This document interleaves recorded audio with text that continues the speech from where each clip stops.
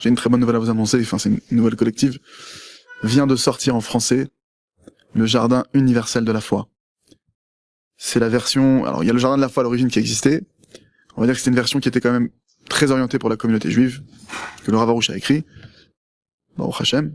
Et là maintenant, le Jardin universel de la foi, c'est la version universelle, qui s'adresse à tout un chacun, toutes les nations du monde. Même aux juifs. Même aux juifs. Mais surtout, pour l'univers tout entier. Quelle que soit la croyance, quelle que soit la religion. C'est une très grande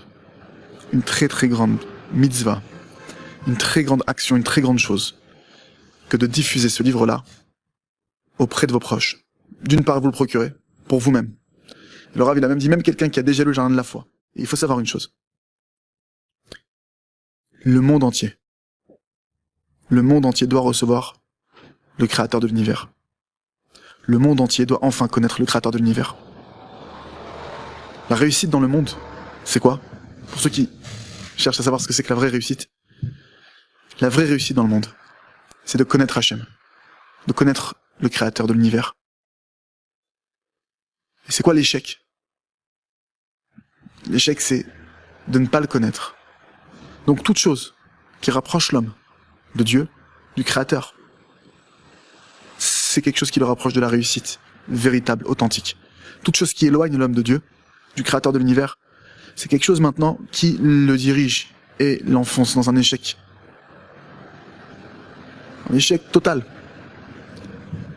Et il faut savoir que ce livre-là, il peut véritablement déclencher dans le monde la délivrance de tout un chacun.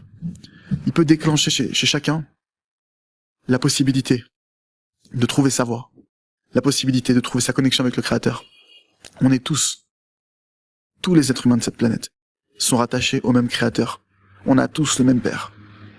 Notre Père qui est aux cieux, c'est le même pour chacun d'entre nous. Peu importe comment vous l'appelez. Il y a un Créateur.